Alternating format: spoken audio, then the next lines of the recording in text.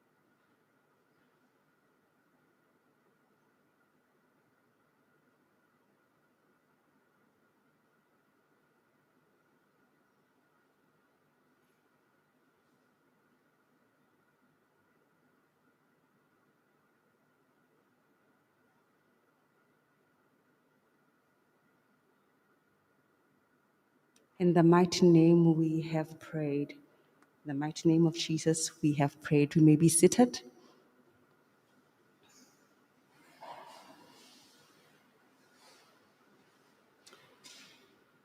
We're going into another prayer point. And this one, we come before the Lord and ask him for forgiveness.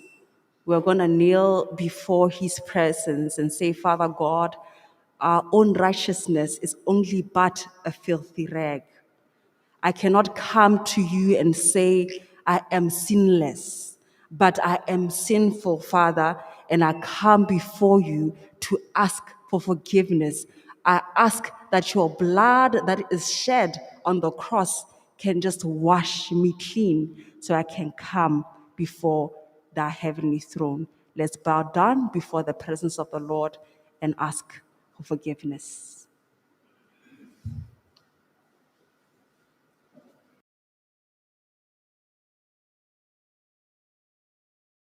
Kuakan kisah kita yang itu dilehu ikannya kikakulu khelwa kuri unkabetsi kalefari Jesutan kokakoten Jesutan kokatilen Itala ebu ika nyo kikakulukhelwa lusu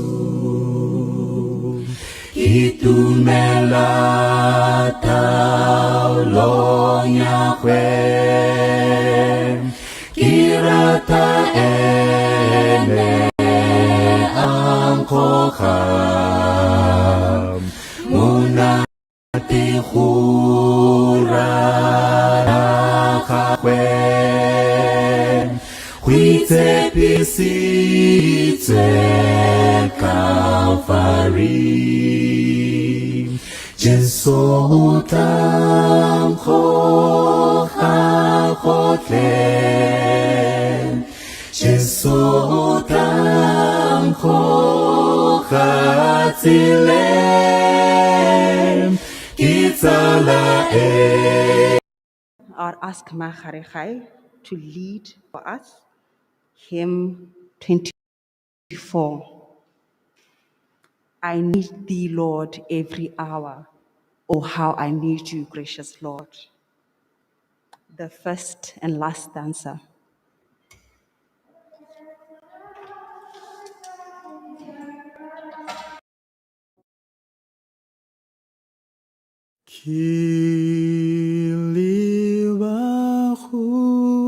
Kiliwahuena Kwana Kalifari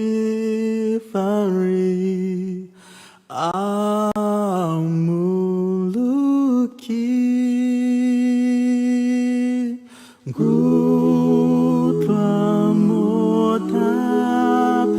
Motapelong Utlu Semilatu Hutswa Humpieno Kinewahu Swaroya Chahua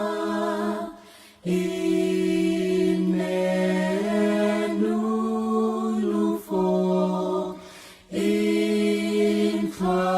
Infafate Mijaka Untweti Aulurato Lame Alusifetuhem Aluti. Amen. Indeed, we need the Lord every hour. What will we be without Lord? At this moment, we're going to pray for another prayer point. It says, Lord, please inspire the Seventh-day Adventists around the world to pray as never before. Teach us to claim your promises and expect you to move mountains when we pray. So we're going to come and pray this and say, Lord, because we need you every hour, we need to pray. We need to claim your promises so we can know your will. So we're going to pray this seated where we are. And then after that, I'm going to ask Masinkala to just round up the prayer for us. Let us pray.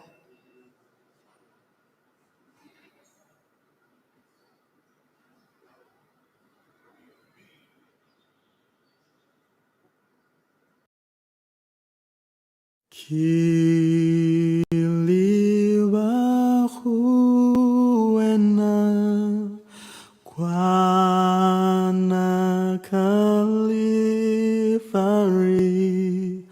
Amuluki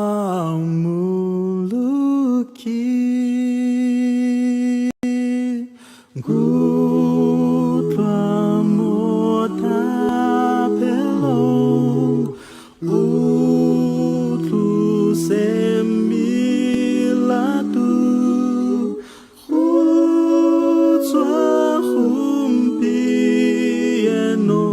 Kinewahu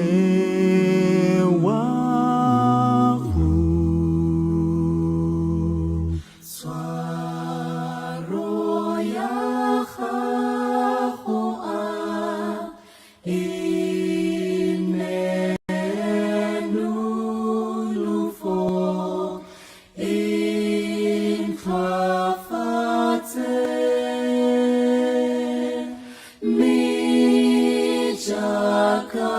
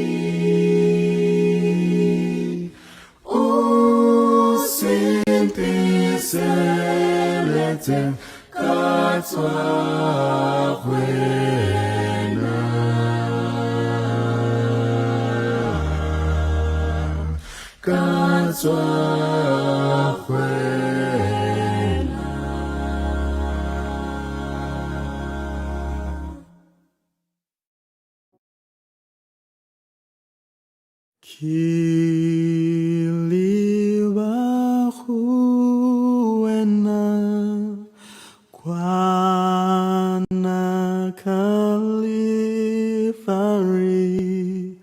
Amuluki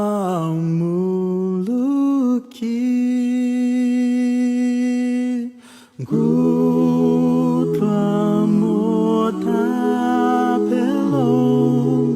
Utlu Semilatu Hutswa Humpieno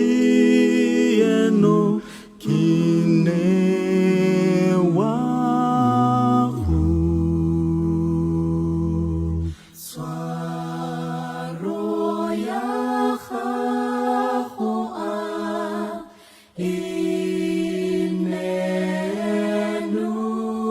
Inenulufo Inklafate Mijaka Untitled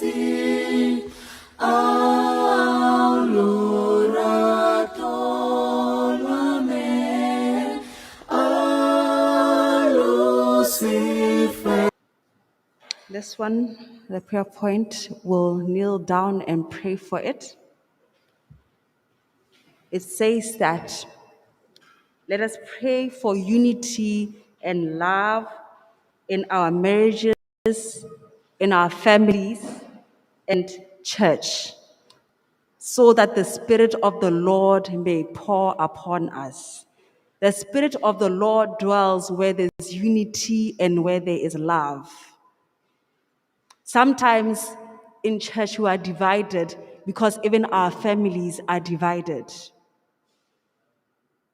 I'll repeat that again. Sometimes the church is divided because our families are divided. There is no love, there is confusion. So we're going to come as the ones who are here. We're not going to only pray for our families, but we're going to pray for the families of Motswedi. And say, Lord, let there be unity and love. Let us bow down and pray. And Mama Machamba will wrap up the prayer for us.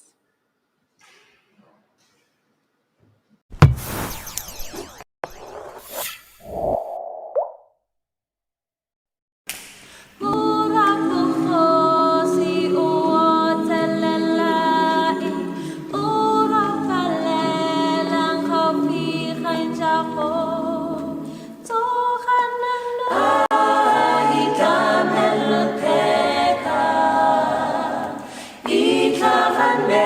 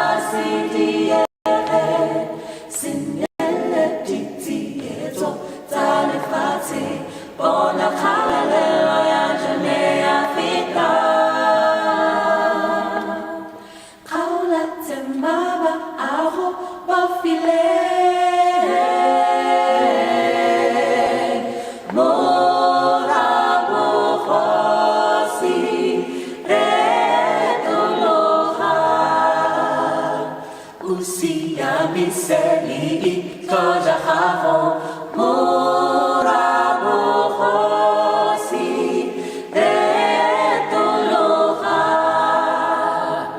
ona sedi letaba waditabe morabo hosi bela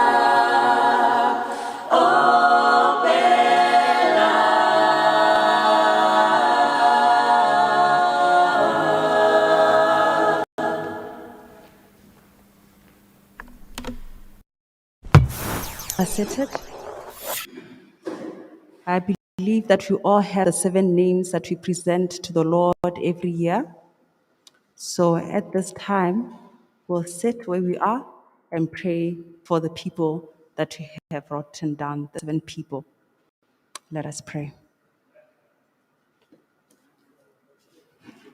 It's hard to take the first step when I don't know the way. Each turn is so uncertain. I learn to walk by faith, but you give me a promise that you will never leave. You will lead and guide me, and Lord, I do believe. Lead me, Lord, I will follow. Lead me, Lord, I will go. You have called me, I will answer. Lead me, Lord, I will go.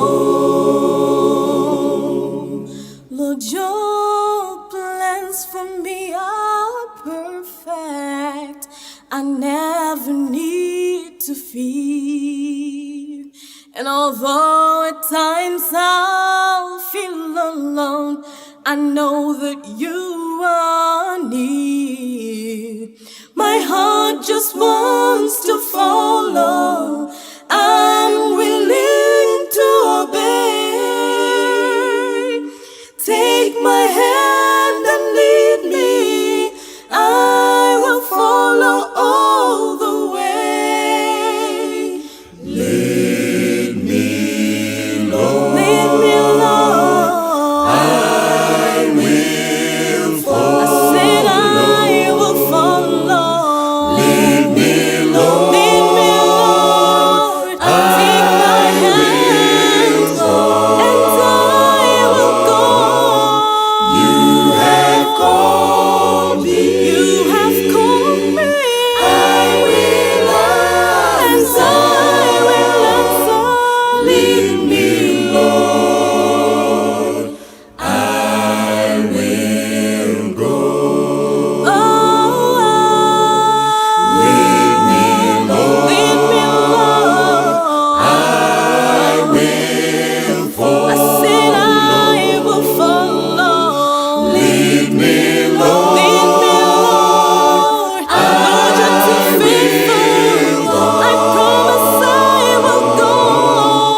You have called me. You've called even me.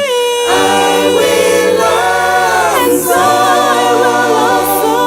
Lead me, Lord. I will go. You have called me, Lord. You have called me. You have called. Say, Father God, you have been good to me, and I'm going to stand here and clarify what you have done in my life and speak out what you have done in my life. So, as this song is being sang, can just one person stand up and give us a testimony?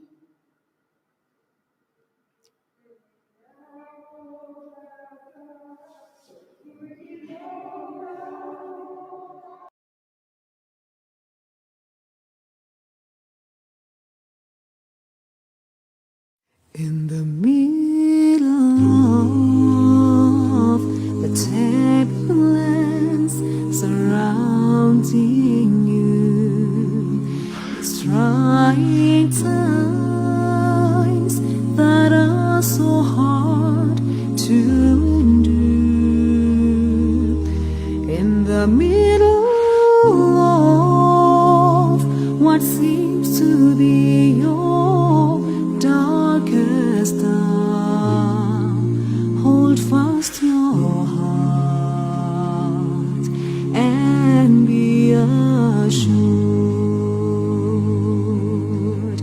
This too shall pass, like every night that's come before. He will never give you more than you can bear. This too shall pass. So in this thought you be comforted. It's all in His hand. This too shall pass. The Father knows the tears you cry before they fall. He feels your pain. His heart and yours are one. The Father knows that sorrow's heavy chains are strong, but with His strength you will overcome. So set your eyes upon the mountain and lift your hands up to the sky,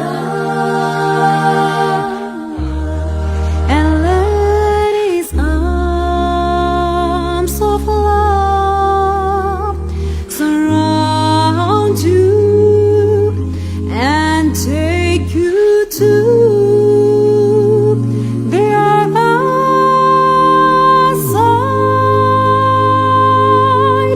These too shall pass, like every night that's come before. He will never give you more than you can bear.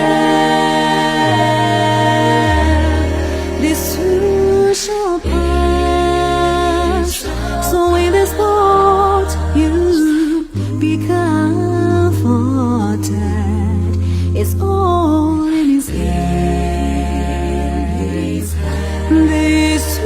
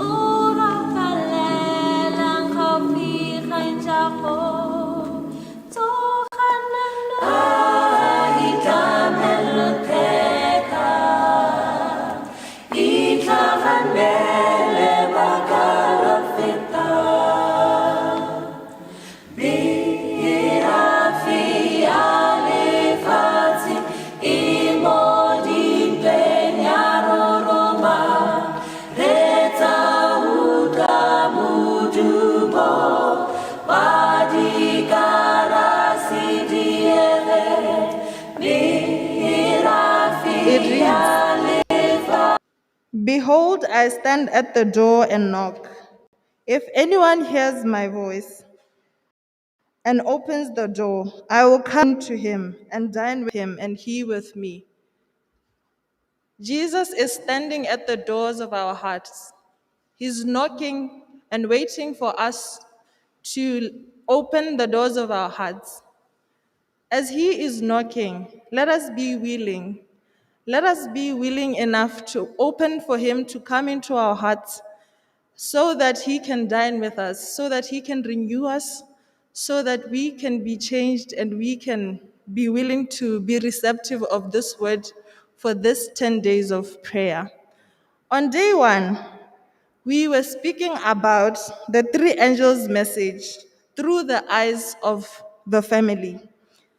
We were being reminded that we should fix the altars of our families.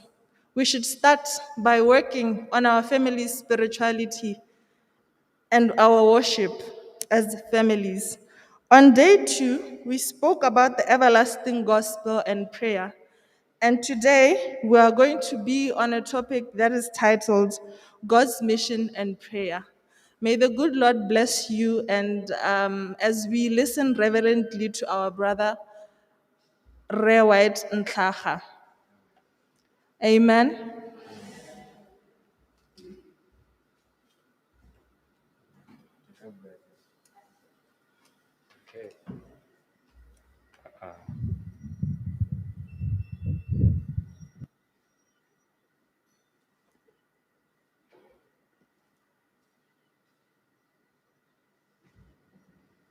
Happy Sabbath, church. Thank you, Sister Imadim, for the revision. Amen. Now, as you've been told, the topic for today is God's mission and prayer. This is part one. Tomorrow in the morning at 11 o'clock, we shall continue under the same theme, the mission of God. And for today's discussion, we are looking at Revelation 14, verse 6 to verse 12. We are reading those verses. We will talk about them, meditate on them. Then tomorrow, for part two, we will continue on it and build a church there during divine service. Let us read together Revelation 14, verse 6 to 12. We are always reading a verse from this chapter. I will read it once again. And I saw another angel fly in the midst of heaven, having the everlasting gospel to preach unto them that dwell on the earth, to every nation and kindred and tongue and people, saying with a loud voice, Fear God and give glory to him, for the hour of his judgment is come, and worship him that made heaven and earth, and the sea and the fountains of water. And there followed another angel saying, Babylon is fallen, that great city, because she made all nations drink of the wine of the wrath of her fornication. And the third angel followed them, saying with a loud voice, If any man worship the beast and his image, and receive his mark in his forehead or in his hand, the same shall drink of the wine of the wrath of God, which is poured out without mixture into the cup of his indignation, and he shall be tormented with fire and brimstone in the presence of the holy angels and in the presence of the Lamb. And the smoke of their torment ascendeth up forever and ever, and they have no rest day nor night, who worship the beast and his image, and whosoever receiveth the mark of his name. Verse 12. Here is the patience of the saints. Here are they that keep the commandments of God and the faith of Jesus. May God bless the reading of his word. Amen. Now, Revelation 14. This is where we find the passage that we just read. This is where we find the message that gives us the theme for the 10 days of prayer, the three angels' message. You will note that verse 6 says there is an angel. Then verse 8 says they followed another angel. And then verse 9 says a third angel. So those are the three angels. And they are having special messages. A repetition. 3 times angels are coming and are preaching to everyone on the earth, nation, kindred, tongue, and people. The message is given to angels to come and give it to everyone under the sun. Everyone must listen to this message. And after listening to this message, verse 12 says, there will be a group of people called the saints. They will be identified by the fact that they keep the commandments of God and they have the faith of Jesus. And as you read from verse 13 to verse 20, to the end of the chapter, verse 13, there is a blessing pronounced on people who will be alive during the time when these three angel messages are being preached. So at the time when these messages are being preached, there is a special blessing to those who will obey the three angels' messages. That is a study for another time. Verse 14, 15, 16, 17, 18. We are shown the vision of Jesus sitting on the cloud, and he is coming to harvest the earth. In other words, the context of the three angels' messages is that it is being preached at a time just before the Lord comes in the clouds of heaven to harvest the grapes of the earth. So, this is a message for the end time. It is a message that is preparing the world for the closing work of the Lord. And when Christ now has finished the harvesting, there is also the punishment for the wicked, and it is given as a picture of destroying the grapes, pressing the grapes. So this message, it's very solemn. Today I want us to look at it because in understanding what it is saying to us, we would appreciate our calling as Adventists. The Lord would help us to understand why we exist as a church and why we are called Seventh-day Adventists. Let's look at the first angel. The first angel, when you look at him, this is the one that we talked a little bit about his message yesterday, the everlasting gospel. He has the everlasting gospel. That also, if you look at the three angels' messages, these messages are loaded. You can't do justice to them on a 10-day presentation. Let me make that declaration. So even when I'm saying this is part one, tomorrow I'll be doing part two, I would still have not done justice to the messages. What I would just be doing would be just to give you an overview, an introduction of what the angels are saying. Most of the work can be done by yourself. So the first angel in verse 6 is preaching the everlasting gospel. And who is he preaching to? He's preaching to everyone. He is not selective. He is saying, I'm addressing everyone, whether you're an African, whether you're an Indian, Spanish, white man, a Sen, or whoever you are, I am talking to you. God wants to draw your attention. He wants you to hear it. And he's sending an angel, signifying that this is a special commission. I have given an angel to go and deliver it. The second one, and what else is he saying in verse 7? He's saying it with a loud voice, not just whispering, with a loud voice. You need to hear him.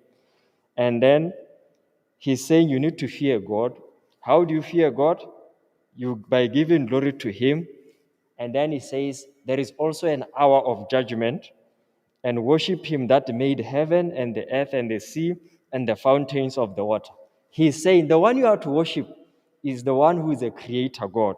He is the one who made the heavens, the earth, the sea, and the fountains of water. In other words, the first angel is declaring that God, everyone is answerable to God. Therefore, God has a right to shout at you and say, fear God. The second angel then comes and says, there is false religion. Babylon is fallen. A great city has fallen. And this nation has made all the world drink of the wine of the wrath of her fornication. So there is false religion. There is a city called Babylon, referring to false religion. And then there is a third angel who is following them and saying with a loud voice, if any man worship the beast and his image and receive his mark in his forehead or in his hand. So on the third angel is warning, is saying, there is a mark of the beast, do not receive it. If there is a mark of a beast, an exposition of this chapter and these verses tells us that there is the seal of God. When you receive the seal of God, you'll be saved. When you receive the mark of the beast, you'll be damned. As Adventists, we have understood these messages in this way. When this church began its work, when God moved in the hearts of the Millerites before 1844, it was through a study of the Bible, more especially the prophecies of the book of Daniel. And as they were reading the book of Daniel, they came across Daniel chapter 8, verse 14, that says, unto 2,300 days, then shall the sanctuary be cleansed. And as they tried to understand that text, they came to the conclusion that it is saying to them in the year 1844, October 22, the Lord will come and cleanse this earth with fire. This interpretation, this understanding was inspired by God. It led them to go around the world proclaiming the soon return of their Lord and Savior Jesus Christ. Men and women sold all that they had. They sacrificed everything they had, their time and their resources, to preach this message. They preached it, and they were saying, the Lord is coming. Prepare for his coming. Now, you will note that the interpretation was saying, October 22, 1844, the Lord is coming. But the text was saying, the sanctuary shall be cleansed. A correct interpretation of the word sanctuary refers to the heavenly sanctuary. But they misunderstood it to mean the earth, that the earth will be cleansed with fire. So this is what led them to the interpretation that says, the Lord is going to come and punish the wicked and save the righteous. God allowed this mistake. God allowed this mistake. By allowing this mistake, it led them to what is known as the Great Disappointment. October 22 came, 1844 came, the Lord did not appear. Many were disappointed. Many left the faith around that time. And out of that disappointment, the little remnant that remained to pray and plead with God and say, we cannot doubt the experience that we passed through. We looked at the Bible, and when we retrace our steps, we realized that we are following the light of truth. Where have we gone wrong? As they were inquiring and pleading with God, the Lord then led them to more texts and opened the understanding to realize that the sanctuary that Daniel chapter 8 verse 14 was talking about was the heavenly sanctuary. And God was saying to them, you missed the fact that the cleansing of the sanctuary meant that Christ now was moving from a first phase or the first part of the sanctuary to the next part of the sanctuary, or to do a second phase of his priestly ministry. So the cleansing of the sanctuary meant that he is now doing a second phase of the work of saving men, the work of judging men, called the investigative judgment. This is now the correct understanding.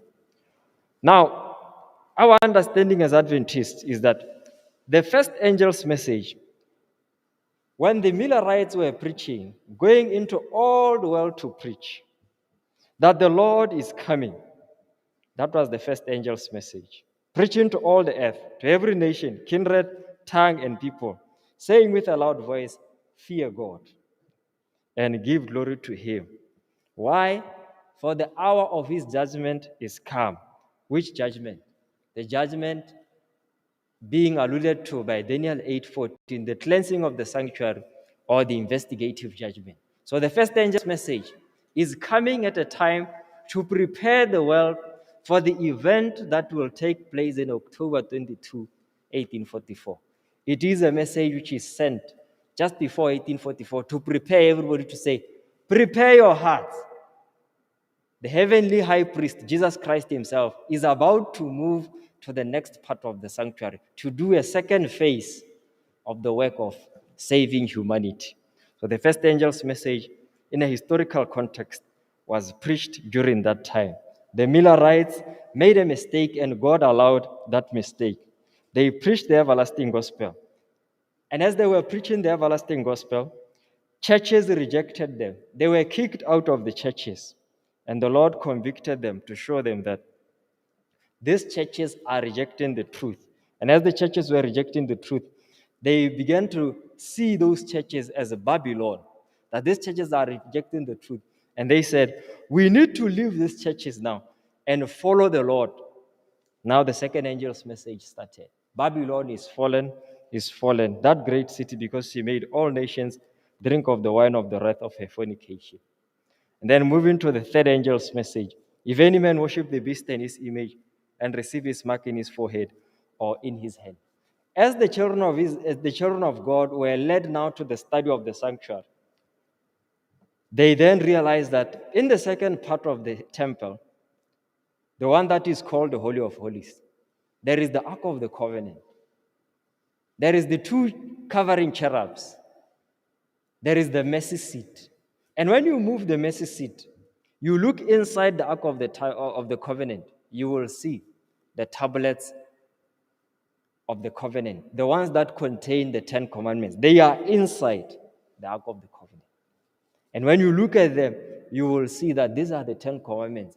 And as they were reading about the 10 commandments, God revealed to them again that you call yourself Christians, but look at the 10 commandments. Which one of the commandments are you not keeping? Then they realized that we call ourselves Christians, but the fourth commandment we haven't been keeping. God now is calling us to keep all of his commandments. And as they studied, they then realized that the first angel's message, he's preaching to the every nation, kindred, tongue, and people. He's saying, fear God, give glory to him, worship him, the one who made heaven, earth, and the sea, and the fountains of water.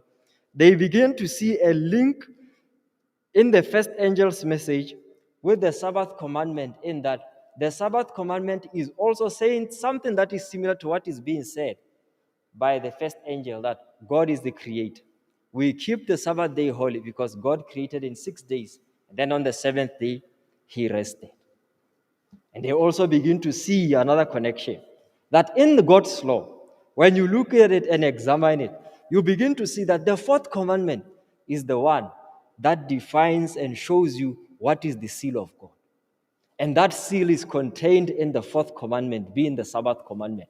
Therefore, whoever keeps the fourth commandment, that person is receiving the seal of God. And the seal of God is the Sabbath, which is Saturday. Then they said, when the Bible says Babylon is fallen, when the Bible says you are receiving the mark of the beast, God is simply trying to say to us, the mark of the beast is the opposite of the Sabbath, being Sunday. I hope you are following the brief overview of our understanding of the three angels' messages, how we came to these conclusions. Allow me to say to you, all these conclusions were arrived at not by the help of Ellen White. No. Did you hear me? This came through rigorous Bible study and prayer.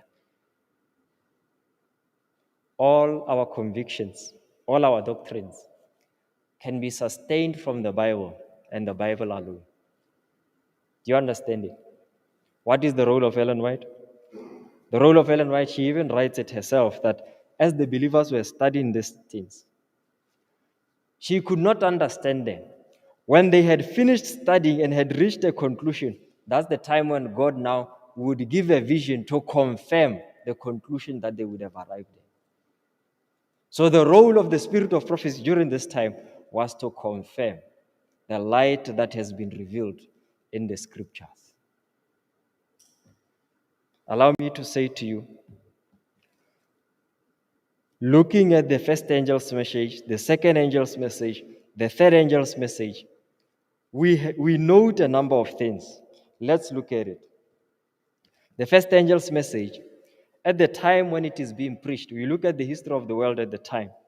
This is around about the same time when we note that atheism is rising up in power. The world has just come out of a period that we call a period of the Great Enlightenment, and people are now saying, no, religion is just a tool of oppression. Man, with his own reason, he can guide himself. It is at this same time now when we begin to see the rise of Spiritism. It is at the same time when we begin to see philosophers like Darwin. He's coming up with Darwinism. He's saying, no, man is not created. Man evolved from an ape and he became a modern man. In other words, man is advancing to be much better, while the Bible is simply saying, ever since the fall of man, man is going down and down and down. And as the years roll by, man is becoming worse. So when these things are rising up, God decides to call the work of the three angels' messages into existence as an answer to the opposition. These philosophies have grown over time. When you look at our society today, it is defined by those philosophies. You go to any public school, it is now accepted as a scientific fact that everything living evolved. In fact, when our kids talk about creationism, they raise eyebrows because that is considered not to be science. Atheism is defining our way of life. Morality is no longer defined from the Bible. It's defined by what a group of people agreed upon. If they looked at their condition and then they said, no, look, we think it is more justifiable, it's more equitable if we just say, no, a man and a man can get married, a woman and a woman can get married, it's still fine.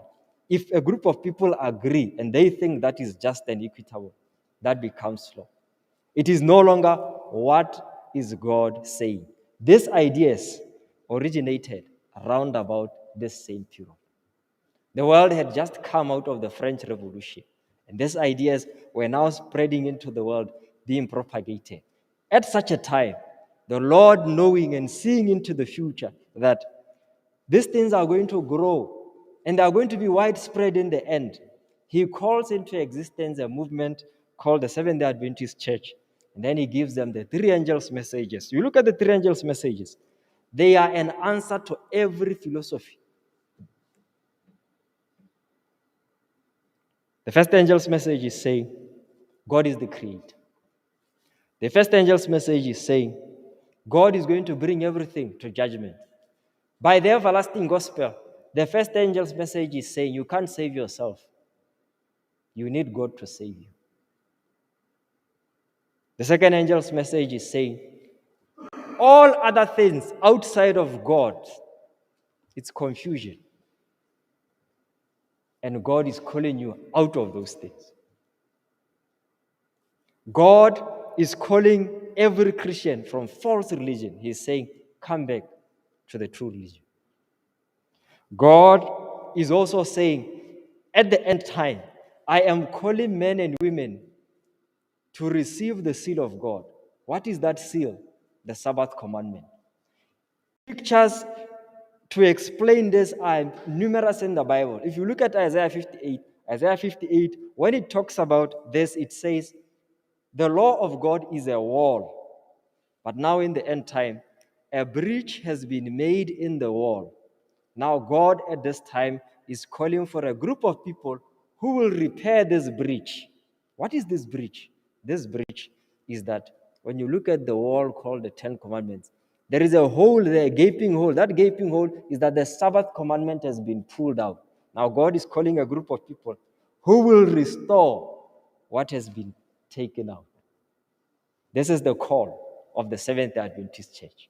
Looking at the three angels' message again, you will note that as we apply it now using the Bible, our interpretation of the third angel is that at the time, there's going to come a time in the history of the world where the world government is going to make a law that says everyone must worship on a specified day in the week, and that day is the first day of the week called Sunday. When that law has been made by America and it is now universal, that is the testing time. That is the time when now the third angel's message would be applicable fully. That is the time when now we can look at someone who keeps Sunday and say to him or her, you have the mark of the beast. Only when that law is in effect. Before then, do we have a law like that? No. People are free to go to church on Sunday, they go to church on Sabbath, they go to church on Friday. There is no government that makes a law compelling people to worship on a particular day. Our understanding of the third angel's message is that a time is going to come in the future when government is going to say, now I want to control religion. People are going to worship on this particular day, being the first day of the week. When that time comes, the third angel's message would have now come into effect, and it would rise up in power. It would then say, it is either you're choosing the mark of the beast or you're choosing the seal of God.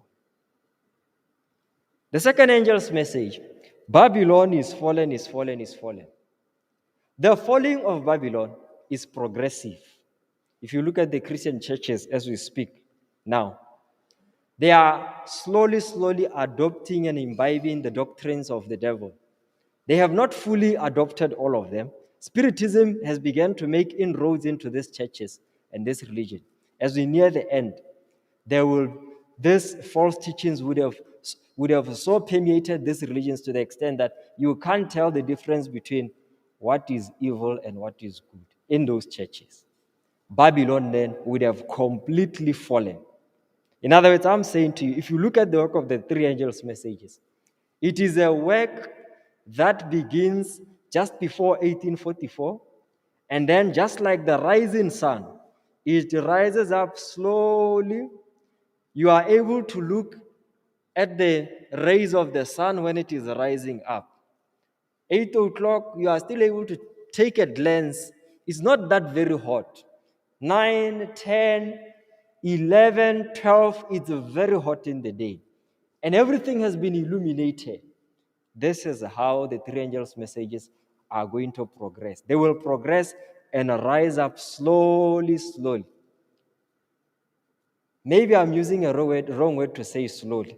It's just that I don't have the right term. Let me say, it will rise from glory to glory. The first angel's message will come, do its work. And as the first angel is doing his work, the second angel comes in to join the first one. The light increases when they join. And as the two are still preaching, the third one comes to join this other one. The light increases. And then Revelation 18. At the time now, when there is the Sunday law, and you have to make a decision whether you are taking Sunday or you are taking the Sabbath, the angel of Revelation 18 then comes in to empower these three. This is the period that we call the latter rain experience. Looking at the three angels' messages, does it then mean that we have to wait for the time when there is the Sunday law before we can preach this? Does it then mean we have to wait for all the Sunday churches to completely apostatize? That's when we can start preaching the second angel's message? No. The work of preaching the three angels' messages must be done now. You and me are Seventh-day Adventists. We are keeping the seventh-day Sabbath, which is Saturday, holy.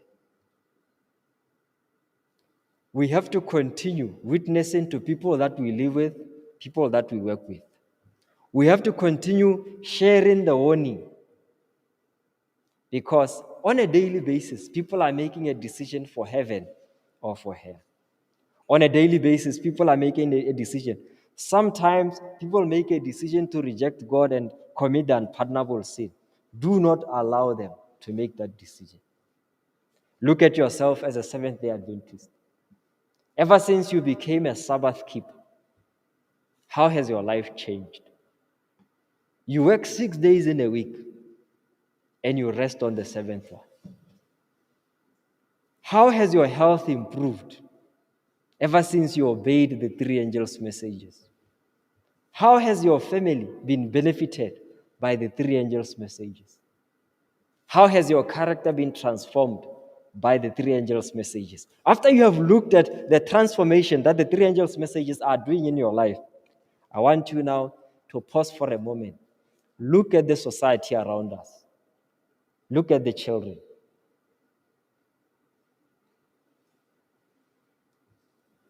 At Brothers Church, we give out soup to the community. It's a project we do every Wednesday and every Friday. Now, when you start that project of giving soup to the community, you see a lot of children would come in and I don't know, there is something about not knowing God. You tend to always think the solution to everything is to fight, not wait for your turn. You would see those children, you're asking them, please stay in a line, you will get your turn. They will spend the rest of the time fighting and pushing each other and thinking that I should get the soup before the other guy. If you look at them at a distance, you would realize that this is chaos. But let the children come the first time, the second time, and every time when they come, you offer a prayer, just a prayer. You tell them, let's pray. Second time, the third time. By the end of the second month, those children become calm. They are orderly. You begin to see the elderly ones giving the little ones a chance to come in first. My brother, my sister, that thing doesn't come because of discipline. No, doesn't. I can declare this to you. It doesn't come out of discipline. It comes because of the influence of the Spirit of God. The truth can also be said about someone who's living their lives not being led by the Spirit of God, not knowing anything about the commandments of God. Look at their lifestyle. I just want you to look at yourself. Look at your skin, okay? Just your skin. And now compare it with someone that you know who's a drug addict or a drunkard. How is your skin? How is their skin? Look at your eyes, their eyes. Your teeth, their teeth. And then pause for a moment. Maybe I don't know if you live the life that I live, okay? Just one day take a drive, get on a public transport, on a combi, and just go anywhere and then sit silently in the combi.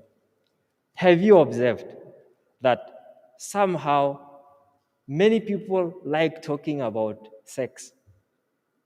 Have you observed it? Huh? Or am I the only one who is living in that world where everyone is talking about sex? Even when they want to talk about sanitizer, they have to attach sex to it. Am I the only one living in that society? You look at Facebook posts, something so innocent would be related to fornication. And people are willing to click likes for that type of conversation.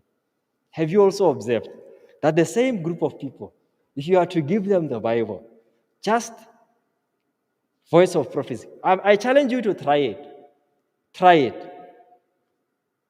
The people would read the first time, second time. The following week, by doing that, the language changes. Have you observed that?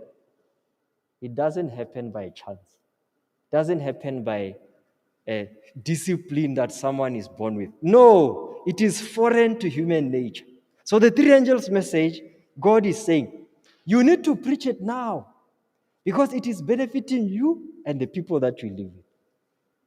Yes, the Sunday law has not yet come, but there is a blessing in keeping the Sabbath.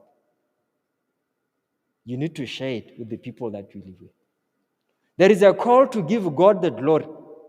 And giving God the glory is not just about coming here and singing and saying, we glorify your holy name. No, no, no, no, no. It has to be displayed in the lifestyle. It has to be displayed in the health that the way what we put inside our body, the health message, that is glorifying God.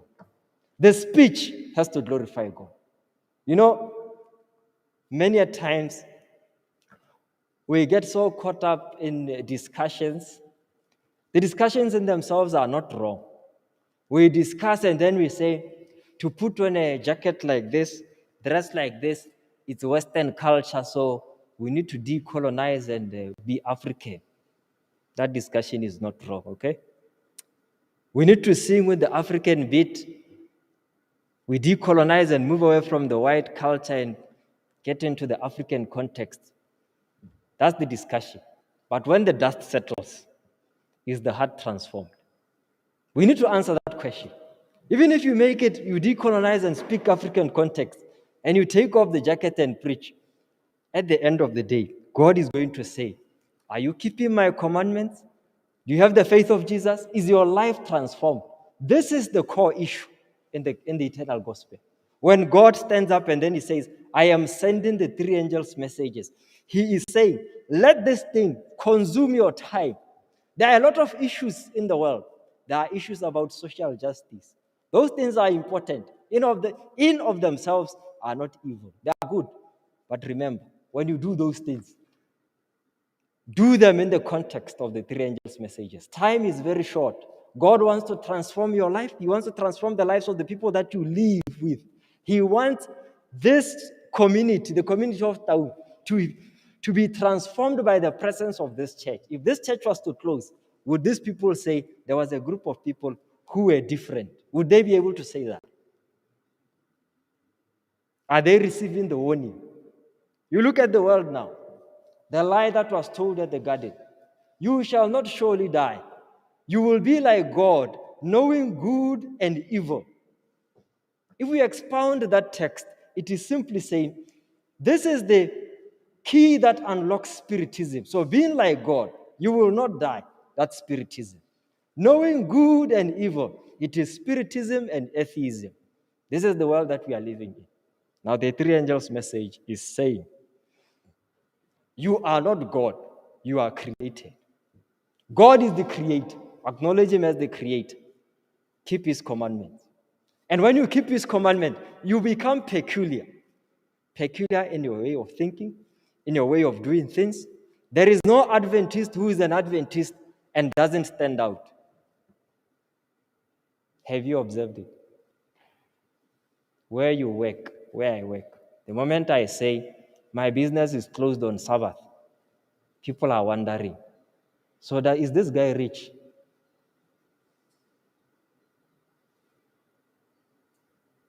This past weekend, it was a New Year, and everybody was calling, we're having an event. Are you joining us? What was your response? As an Adventist, you would say, no, I can't join those festivities because it's a Sabbath. And people will be saying, who's this guy? Our children grow up at school, and the school is expecting them to do things in a certain way. Maybe you raised up your child to eat certain food, and they tell the teacher, I don't eat this. Look, the other children are seeing it. And they'll be saying, but we eat it at home. The child is different. In a special sense. When Ellen White says in a special sense, Adventists have been called. She means this. Every Adventist, wherever they go, they are faced with many questions that they need to answer. God has placed us there to be peculiar. Being peculiar means that we have to be responsible with the trust that we have been given. My time is up. I haven't finished. Let me rush it to the conclusion. God is saying, in brief, prepare the world, warn the world, show the world what it means to live according to the everlasting gospel. You are the only ones who can provide the answer. I have called you for that reason in the end time. If the world wants to see someone who lives according to the commandments of God, it must be from you, the ones who espouse the three angels' messages. When that has happened, the whole universe will be watching. Lucifer will be watching on this side with his angels and his followers. God will be watching with his angels. You will be there in the midst of the crowd. And as they look down at the earth, They will all be forced. And I can imagine the angels on this side and the demons on this side, nudging each other. They look down and they say, look at that. Look at those people. And look at those ones.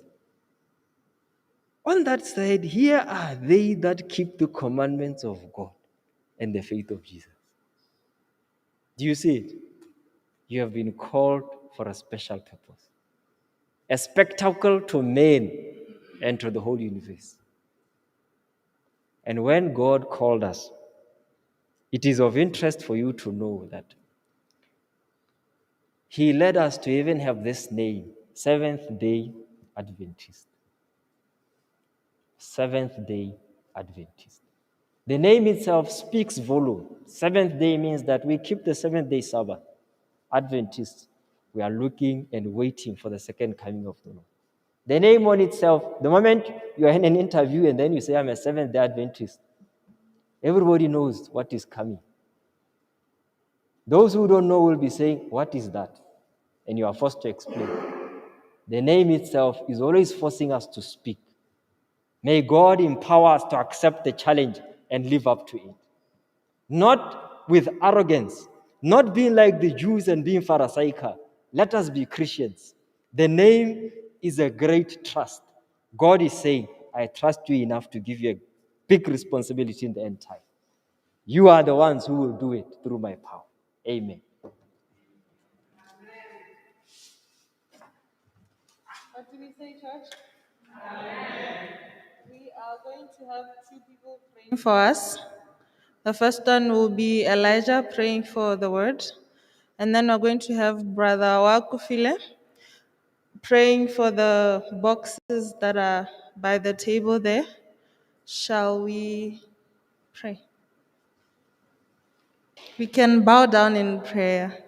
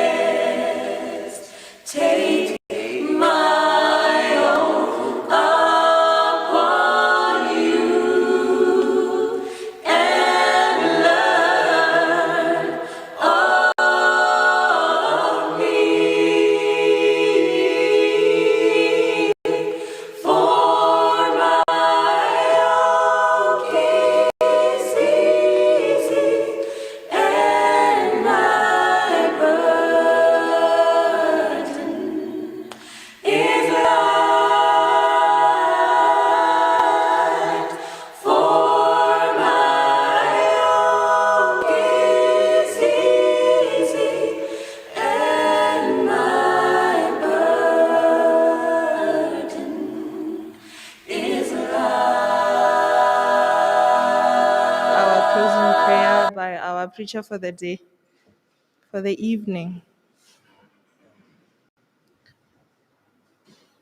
Number 180. My burden is light. My burden is